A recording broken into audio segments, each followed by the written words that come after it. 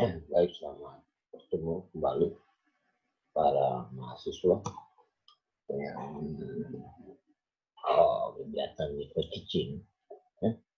Jadi hal yang paling mendasar dalam sebuah pembelajaran di dalam kelas, maka pertama-tama kita harus mampu menyusun LPT. Ya. Jadi guru sebagai seorang pendidik, ya, dan dunia pendidikan, ya, maka dia merupakan sebuah komponen aktif yang terlibat dalam hal mengajar.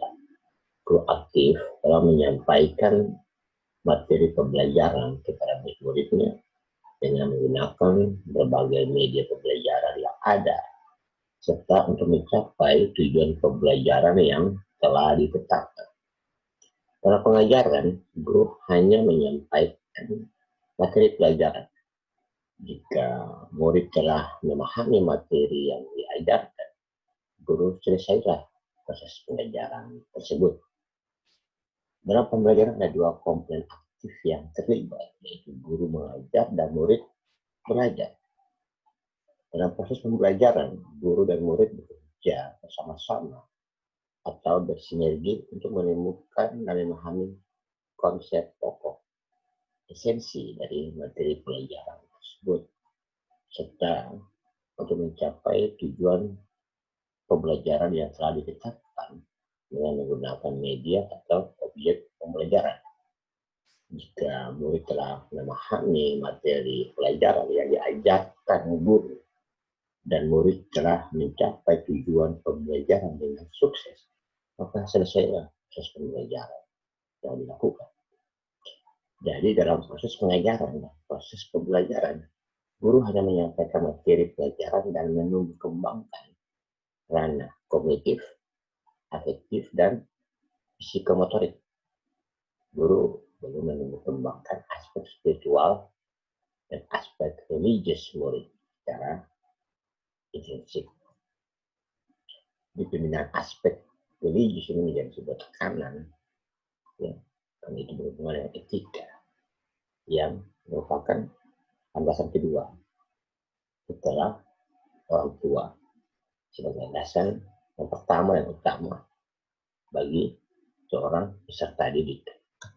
Ya, jika digambarkan itu taraf pendidikan daripada seorang peserta didik, ya, apakah pada pendidikan informalnya, formal maupun non formal.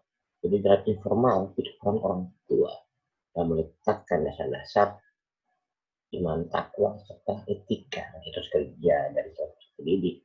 Dan kemudian guru melanjutkan dan memberikan kemampuan dan keterampilan dasar. Kemudian pada lembaga non formal, pendidikan non formal, maka di situ saling mengisi kesenjangan yang terdapat sebagai tulisan dunia kerja nantinya, yang kemampuan nyata dari resources, human resources, sumber daya manusia yang ada.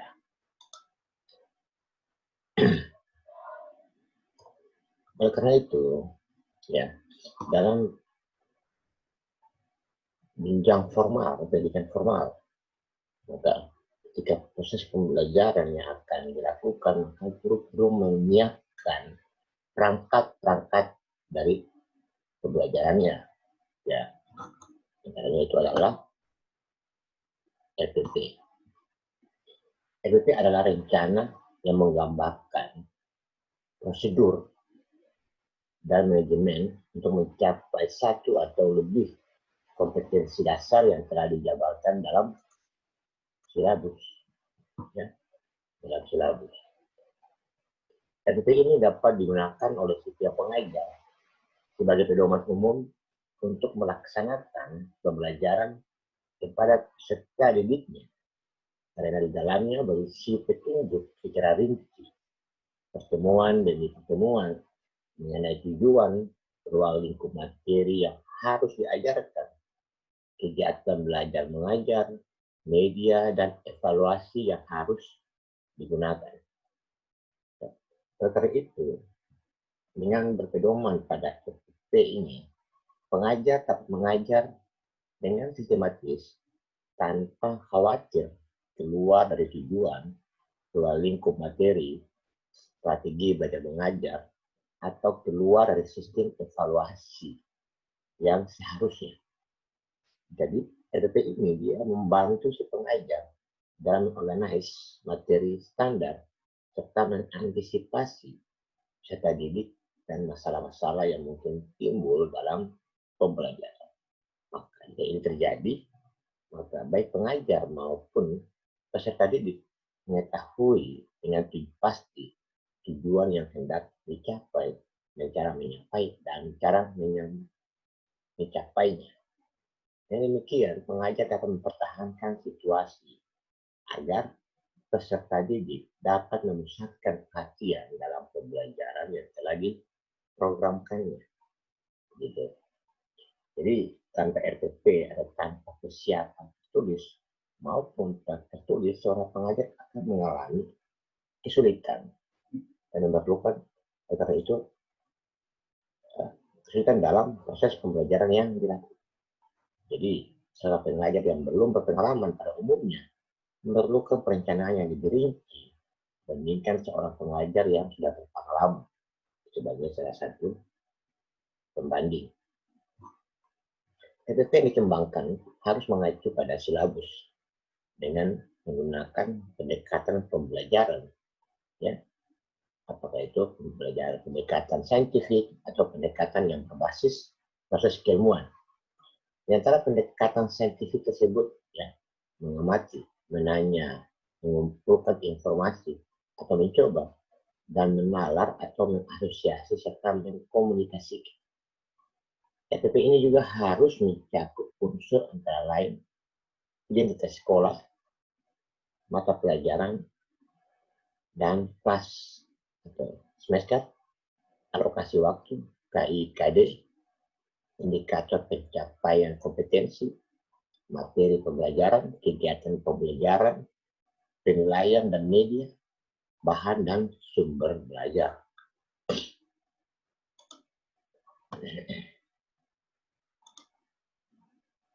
Jadi, rencana pelaksanaan pembelajaran dari singkat LP ini itu, ya, secara dalam konteks yang berbeda itu merupakan penjabaran silabus yang menggambarkan rencana prosedur dan mengorganisasikan pembelajaran untuk mencapai kompetensi dasar yang ditetapkan dalam standar isi. Jadi RPP digunakan sebagai pedoman guru dalam melaksanakan pembelajaran baik di kelas, laboratorium, atau di lapangan. Ya. Jadi rencana pelaksanaan pembelajaran ini, ya, menggambarkan prosedur dan manajemen pembelajaran untuk mencapai satu atau lebih kompetensi dasar yang ditetapkan dalam standar isi dan dijabarkan dalam silabus. Ya, seperti itu.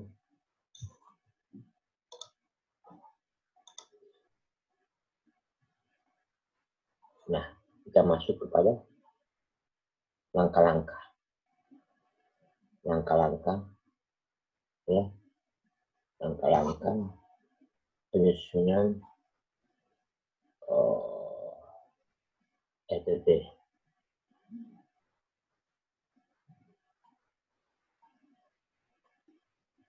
Yang pertama itu adalah mencantumkan identitas. Identitas dicantumkan meliputi nama sekolah, mata pelajaran, kelas atau semester, standar kompetensi, kompetensi dasar, indikator, alokasi waktu, dan yang perlu ingat, RPP disusun untuk satu kompetensi dasar, dua standar kompetensi dasar, indikator yang dikutip dari silabus yang disusun oleh satuan pendidikan. Sementara alokasi waktu diperhitungkan untuk pencapaian satu kompetensi dasar yang bersangkutan yang dinyatakan dalam jam pelajaran dan banyaknya mencantumkan tujuan pembelajaran. Tujuan pembelajaran yang dirumuskan berisi penguasaan kompetensi yang operasional yang ditargetkan atau dicapai dalam rencana pelaksanaan pembelajaran. Tujuan pembelajaran dirumuskan dalam bentuk pernyataan yang operasional dari kompetensi dasar. Apabila rumusan kompetensi dasar sudah operasional, rumusan tersebut yang dijadikan dasar dalam merumuskan tujuan pembelajaran. Jadi tujuan pembelajaran yang dirumuskan ya, itu dapat dijelaskan berdasarkan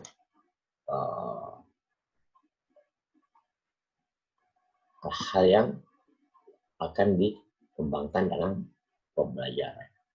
Apa saja tujuan pembelajaran? Ya, dan berisi penguasaan kompetensi ketika kita menyusun sebuah FPP. Jadi tujuan pembelajaran yang dinyatakan dengan baik, mulai dengan menyebut audiens peserta. Jadi untuk siapa tujuan itu dimaksudkan. Yang kedua, tujuan itu kemudian mencantumkan behavior atau kemampuan yang didemonstrasikan dan condition seperti apa perilaku atau kemampuan yang akan diamati. Ya, akan diamati. Behavior atau kinerja yang dinyatakan dalam tujuan seharusnya mencerminkan kemampuan dunia nyata yang dibutuhkan oleh siswa, bukan kemampuan artifisial atau buatan semata-mata untuk berhasil dalam tes. Pernyataan tujuan seharusnya memasukkan kondisi-kondisi saat siswa melakukan kinerja yang dievaluasi. Pernyataan terakhir, tujuan pembelajaran yang dirumuskan dengan baik adalah rumusan itu menunjukkan standar atau kriteria, yaitu kriteria yang digunakan untuk menilai kinerja siswa, misalnya tingkat kecermatan atau ketuntasan, seperti apa yang harus diperagakan oleh siswa. Itulah diri. Contoh tujuan pembelajaran diberikan sebuah daftar kata benda yang kata kerja. C. Siswa A akan dapat mengidentifikasikan kata benda B dengan menandai paling sedikit 5% benar. Yang ketiga itu adalah mencantumkan materi pembelajaran. Materi pembelajaran adalah materi yang digunakan untuk mencapai tujuan pembelajaran. Materi pembelajaran dikembangkan dengan mengacu pada materi pokok yang ada dalam silabus.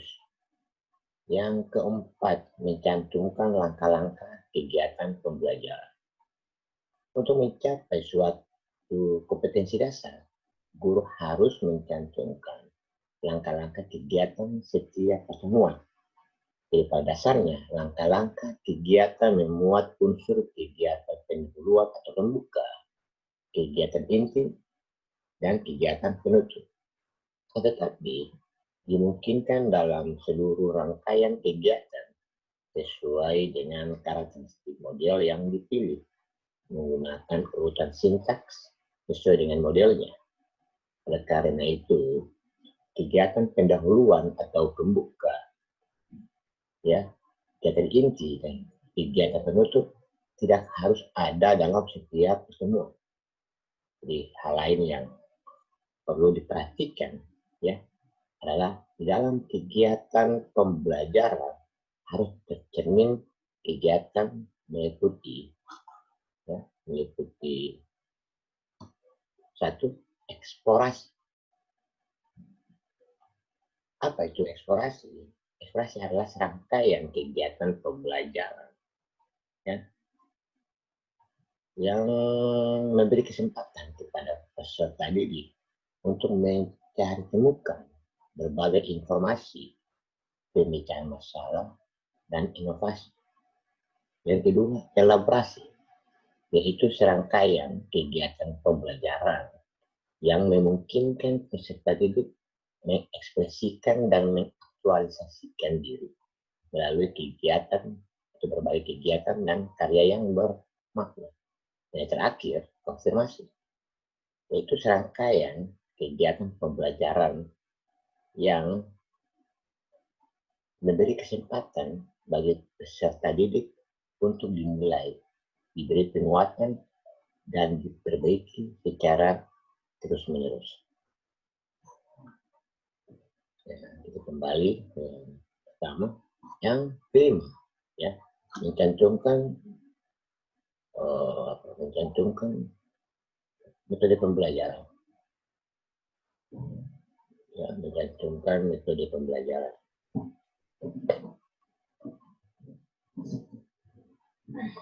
Yang keenam, mencantumkan sumber belajar. Menurut Cadirman, ya, sumber belajar dapat digolongkan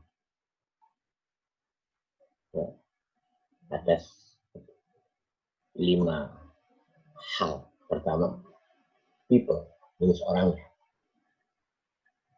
Jadi, yang kedua, pesan atau informasi, message, ya, jenis bahan, material. Di dalam jenis ini sering disebut perangkat lunas, software, softnya itu, yang dalamnya terkandung pesan-pesan yang perlu disajikan dengan alat bantu atau tanpa alat bantu, misalnya modul, majalah, OHP, compact disk, CD, ya, program data, dan seterusnya.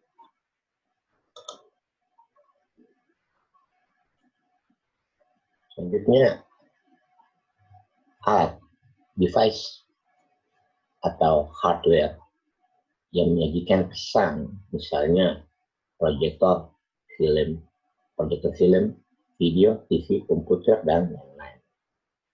Teknik adalah prosedur rutin atau acuan untuk menggunakan alat, bahan, atau orang dan lingkungan untuk menyajikan pesan, misalnya teknik demonstrasi, kuliah, ceramah, tanya jawab, dan sejenisnya.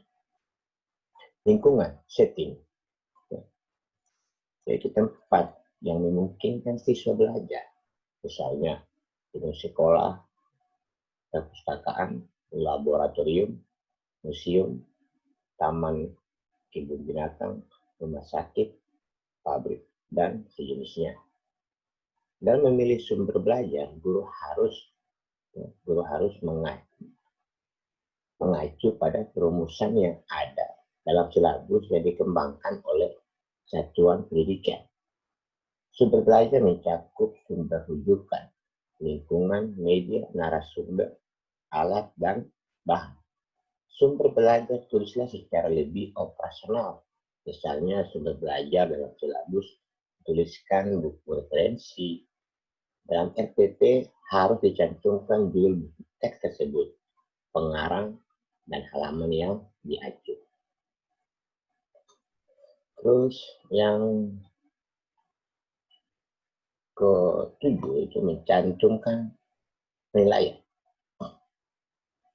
Jadi penilaian harus dijabarkan atas teknik penilaian, bentuk instrumen, dan instrumen yang dipakai untuk mengumpulkan data.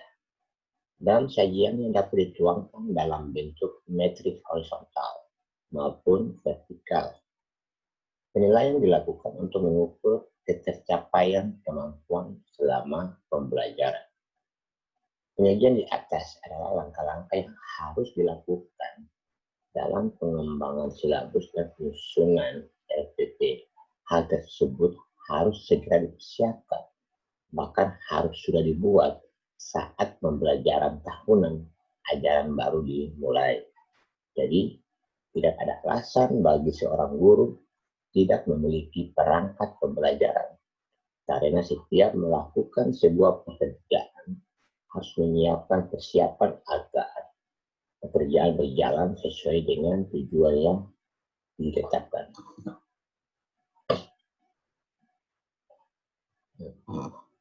Sebelum kita menyusun RPP, ya, guru harus seharusnya ya perlu membaca, memahami, menghayati, dan mempraktikkan secermat-cermatnya mengenai kurikulum yang sedang berlaku. Pada gambar ini menjelaskan kurikulum yang berlaku, misalnya kurikulum tingkat satuan pendidikan atau KTSP, dengan harapan guru dapat memahami rasional, pengertian, fungsi, dan tujuan, ruang lingkup, standar kompetensi, dan kompetensi dasar, materi pokok, pengalaman belajar, serta cara-cara, proses, dan prosedur evaluasi hasil belajar yang ditetapkan oleh kurikulum. Seterusnya, ya, setelah kurikulum, maka buku-buku kependidikan dan keguruan, dengan harapan guru dapat memahami konsep-konsep psikologi pendidikan, teori belajar dan perkembangan mental, model pendekatan dan metode pembelajaran, media pembelajaran, serta konsep-konsep evaluasi hasil belajar. Selanjutnya, setelah buku-buku pendidikan, maka perlu adanya buku-buku pelajaran, baik itu pada tingkat SD, SLTP, atau SLTA, atau SMA ya, atau buku-buku pelajaran di perguruan tinggi, dengan harapan guru mampu memahami hakikat ilmu yang diajarkan dan memilih materi pelajaran sebagai referensi. Terus jurnal atau majalah kependidikan, dengan harapan guru dapat memperoleh wawasan pengembangan pembelajaran dan evaluasi hasil belajar atau implikasi praktis teori dan temuan penelitian, serta yang terakhir situasi, kondisi, dan kemampuan sekolah, dengan harapan guru dapat memahami lingkungan sekolah, media pembelajaran yang ada di sekolah, kemampuan murid, serta metode apa yang akan digunakan dalam pembelajaran.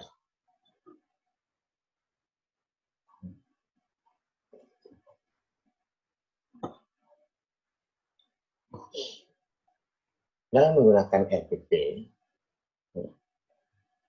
guru seharusnya dapat mengajar yang mendidik, sehingga dapat menumbuh kembangkan ranah kognitif, afektif, psikomotorik, kreativitas, kemandirian, serta ranah keimanan dan ketakwaan murid-muridnya. Dengan demikian, perkembangan kognitif, afektif, psikomotorik tersebut menjadi tanggung jawab guru di sekolah. Ada 3 komponen utama dalam proses pembelajaran atau kegiatan belajar mengajar atau teaching learning process, ya, yaitu proses pembelajaran, tujuan pembelajaran, dan evaluasi hasil pembelajaran. Dalam proses pembelajaran, ada keterlibatan guru dan murid dalam mencapai tujuan pembelajaran. Tujuan pembelajaran harus teramati dan terukur. Dengan demikian, guru yang merencanakan tujuan pembelajaran dan murid yang harus mencapai tujuan pembelajaran. Dalam proses evaluasi, guru yang merencanakan dan melaksanakan evaluasi, serta murid yang dikenai atau yang diukur kemampuan, keterampilan, sikap, perilaku, serta aspek keimanan dan ketakwaannya. Jadi, ada hubungan fungsional antara proses pembelajaran, tujuan, dan evaluasi hasil pembelajaran, ya, sebagaimana gambar yang ditayangkan. Ya. Ada triangulasi TBM atau KBM atau teaching learning process atau instruction atau pembelajaran.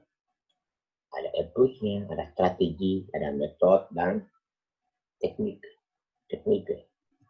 Ya, evaluation juga seperti itu. Situ measurement, pengukuran, value judgment, non-measurement, value judgment. Intinya goal, aim, objektif, and target yang diharapkan dari para siswa. Jadi dalam interaksi pembelajaran ada hal penting yang perlu dicermati guru, murid, dan objek pembelajaran.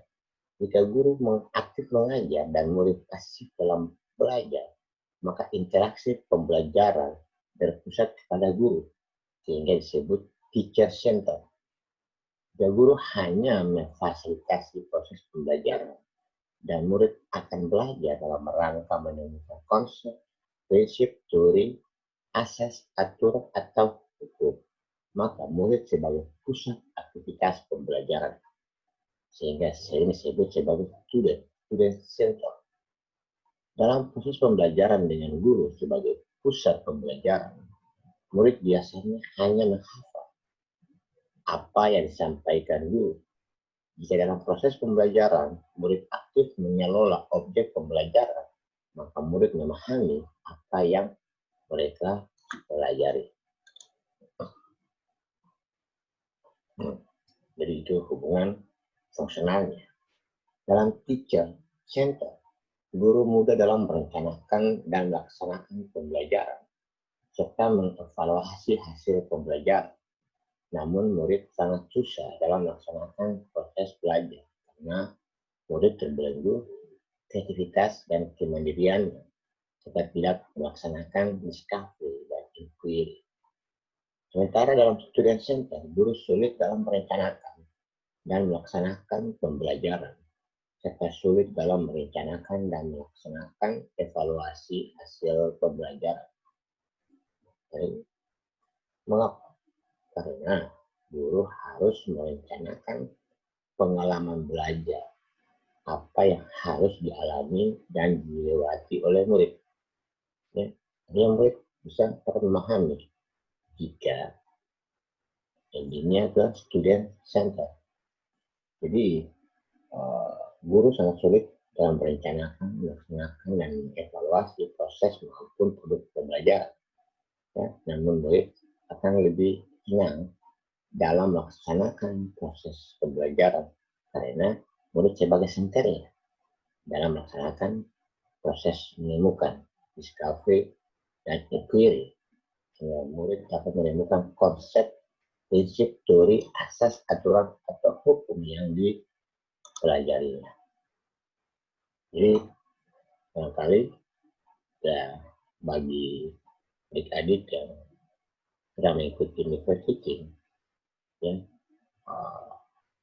bisa mengcombine, bisa melaksanakan proses belajar mengajar nantinya ketika terjun ke sekolah, pelibatan siswa sebagai senternya, ya itu merupakan pemain yang cukup penting, sehingga ketuntasan dalam sebuah pembelajaran dapat terwujud dan guru dapat dikatakan berhasil atau mengalami ketuntasan belajar, baik dari gurunya maupun siswa. Terima kasih. Barangkali kali ini kita sampai sini dulu. Kita akan melanjutkan pada pertemuan yang berikutnya. Semoga materi ini dapat memberikan pemahaman yang mendalam bagi Anda. Terima kasih.